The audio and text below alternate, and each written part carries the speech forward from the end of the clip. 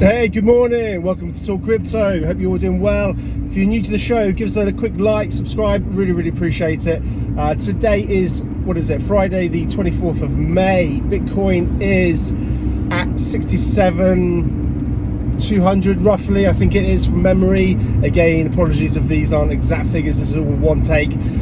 So everything, I'm just trying to remember everything. I'll share with you at the end of the video what my $1 a day, how many sats I got for my $1 a day, just to share with you. It's a little challenge I'm doing, hopefully encouraging others to just start buying sats, to start accumulating consistently. But I'll cover that at the end, let you know how many sats I got. Quick bit of news, which you may have already heard, but again, this shows, hopefully for newbies, trying to introduce them and encourage them to dip their toes into Bitcoin. The SEC has approved ETH within the ETFs, so that's really interesting, and it obviously also opens up the scope for other projects within the crypto space to be opened up to ETFs. So that's really interesting. I think interesting to see the SEC allow that go through. I read somewhere there was still, without getting in the weeds here, guys, there's potential where the SEC will go after the staking element, but again, we're getting into the weeds. Long story short, I think the bigger picture is not just Bitcoin, but the wider crypto is just the legacy financial system.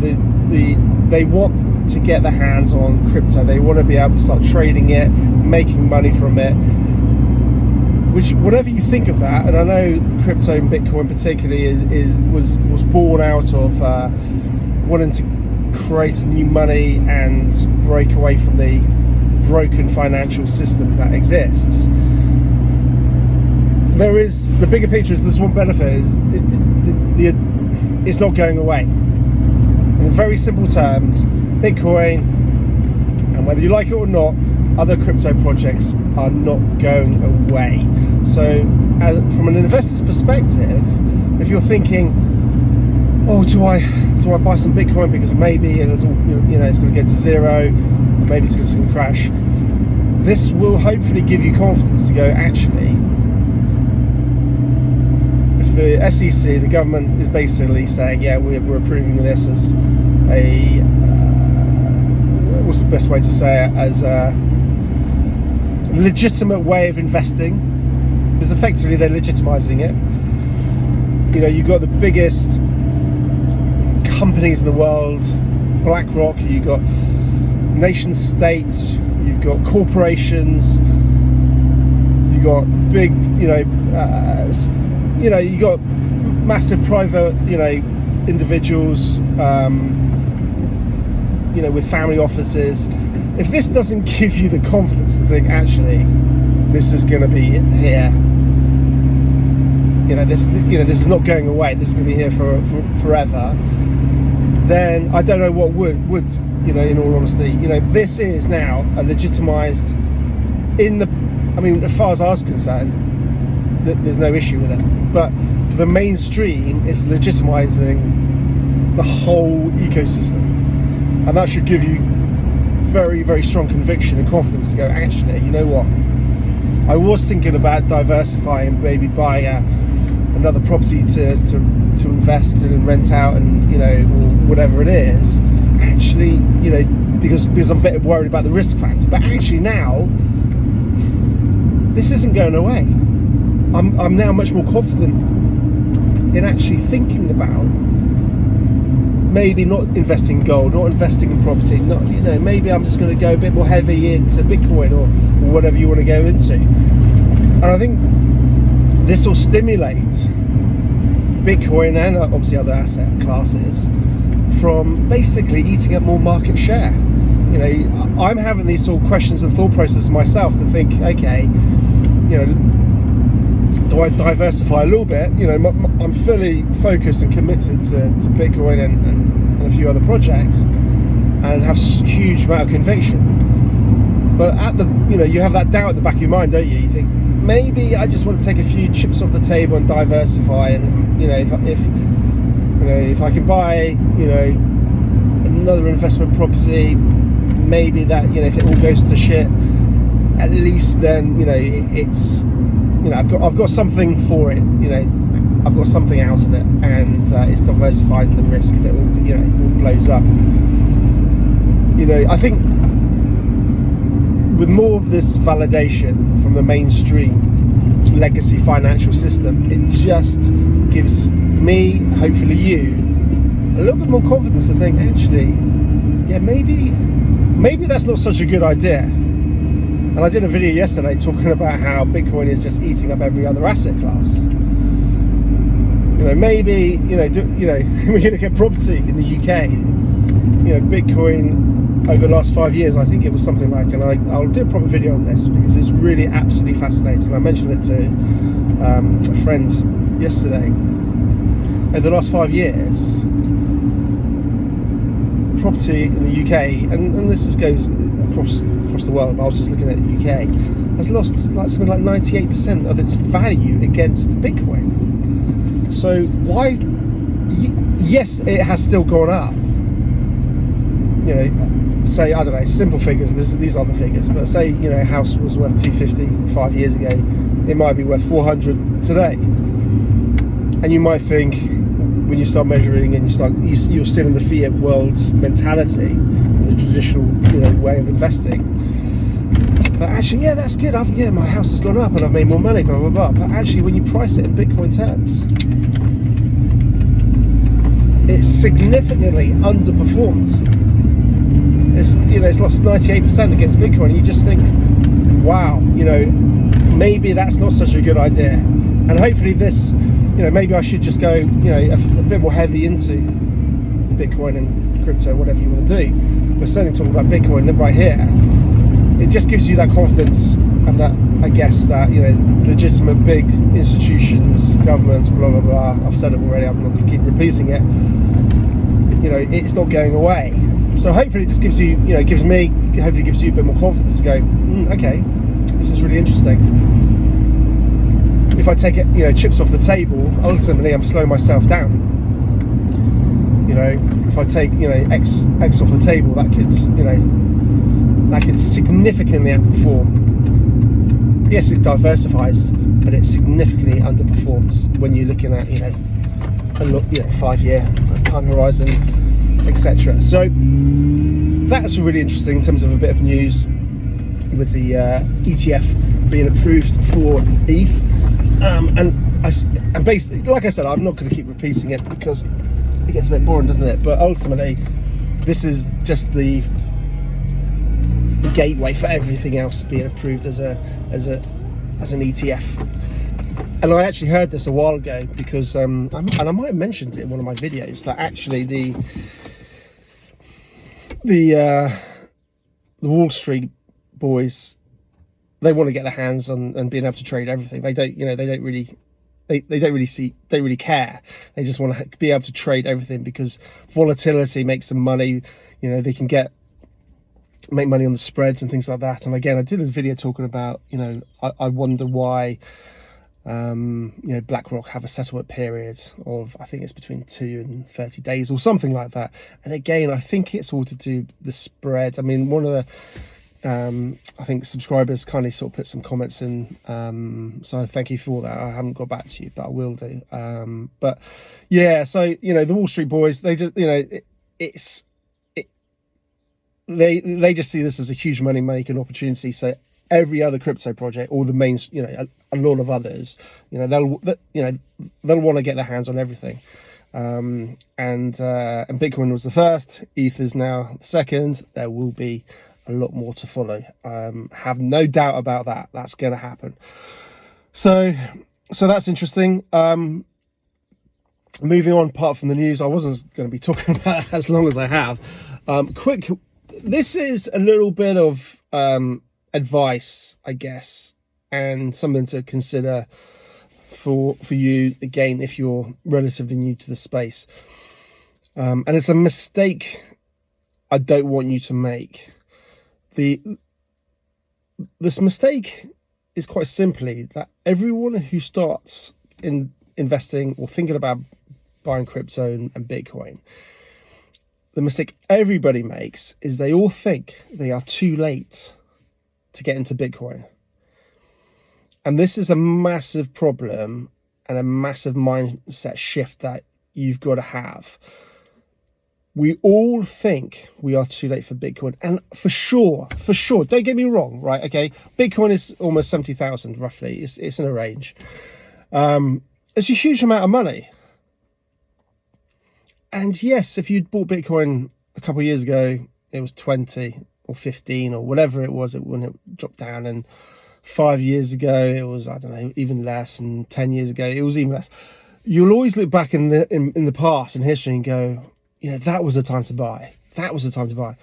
But I can promise you 100% that people will look back today in the future and go, wow, Bitcoin was only 70,000. That was such a good time to buy. If only I knew, if only I had that opportunity. So it's just being aware that we all have that doubt of, oh God, it's expensive. I wish. We're always too late. Everybody's too late to Bitcoin. Okay. But the funny thing is, when we look back, we're not, and you're never too late to buy Bitcoin. Bitcoin, like I've said a million times before, guys, is, well, actually, firstly, let me just say this. You don't have to buy a whole Bitcoin. It doesn't matter if you buy 0.00001. The percentage gains are still the same. If you invest £1,000 in Bitcoin, your percentage gains are still the same. So don't think of it in terms of, I've got to own a whole Bitcoin. A whole Bitcoin is going to become less and less achievable for so many people. Not many people, hardly anybody, could just go, oh yeah, I've got 70 grand just sitting in a bank account and just go, right, I'm just going to put that on Bitcoin. It's becoming a more scarce and more precious and more expensive asset. Bitcoin is going to be, in the not too distant future, over 100,000. There's not many people who can go and buy a whole Bitcoin just like that. And as time progresses, there'll be less and less and less people who will be able to. So when Bitcoin hits 250, there's going to be less people who can buy a whole Bitcoin, just, to begin with. When it hits 500,000, even less. When it hits 1 million, obviously even less. When it hits 10 million, it's not stopping. These figures start to sound crazy, but Bitcoin is not stopping at 100,000. It's not stopping at 250. It's not stopping at 500. It's not stopping at 1 million. It's not stopping at 10 million. It's not stopping at 100 million. It doesn't stop. So get your head around that. Buy some. Think of it as your pension. Think of it as your future prosperity. Don't think of it as, oh, I'm buying it for the next 6 months, for the next year, for 2 years. You want to be holding it forever, because actually what eventually happens is your whole life would get cheaper because everything gets cheaper against Bitcoin. Bitcoin is not deflationary, so don't confuse that. But everything against Bitcoin becomes deflationary. So your life will get cheaper. You'll be able to buy things, still buy things with your Bitcoin, but life will get cheaper, unlike we experience now in an inflationary world where last year, I've done a video, probably about 20 of you guys saw the video. I don't know how many, no many of you. I talk about a Snickers bar. It cost me £1, and I remember when it used to cost me 18p.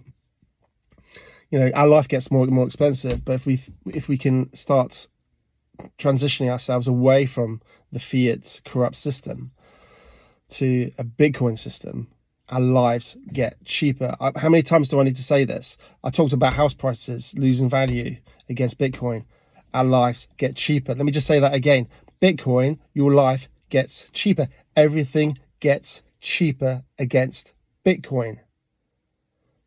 I don't know how clear I can say that, guys. But the point is, you don't have to buy one whole Bitcoin. It's not going to be achievable for most people.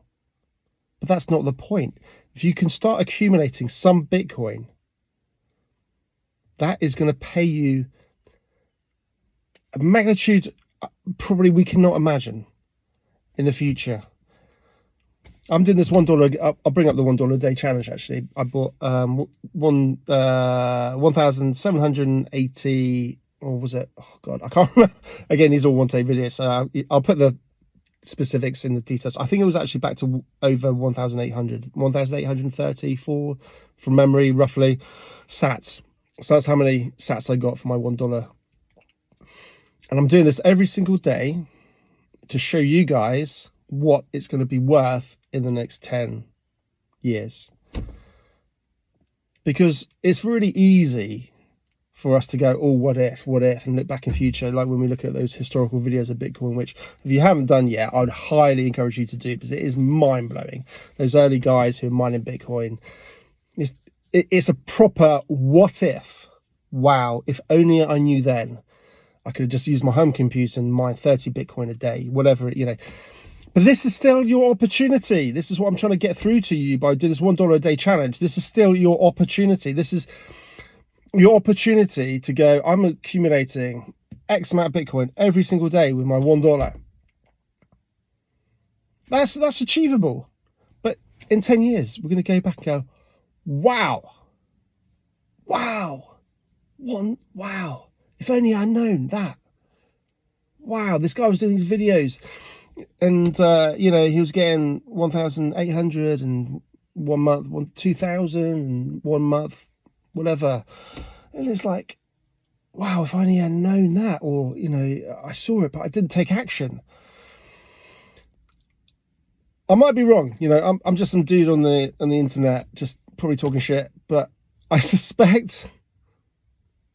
Well, you know what? Who knows? Who knows? It's an interesting experiment, but I do know one thing is for sure. Bitcoin is only going that way. But you just have to have patience, and you need to give it time. And as they say, it's not timing the market, it's time in the market.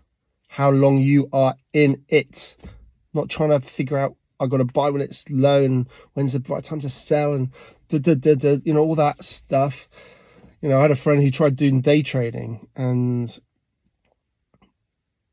at the time, I think, you know, he was like, this is brilliant, I can just, you know, do, you know, it was just horrendous for him. Absolutely horrendous. I won't go into the details. But effectively, you know, you can imagine, you're sitting in your little room all day, trying to pick the timings and get it right sometimes, get it wrong time, spend money on some crap course to try and, you know, go, this is my opportunity. You know, it's, you know, I think there's some ridiculous statistic, like, I don't know, 98% of traders will, you know, lose money. And there's only a small percentage that make it. Call yourself a trader if you want to call yourself a trader, but be a long-term trader. Trades, you know, once every 10 years, you know, whatever. But it's, but going back to the point, guys, you know, don't think you're too late and then think, oh, I won't do Bitcoin because I'm too late for that. I'm going to do something else. I'm not dismissing doing that something else, but because that's, to be honest, that's what I did.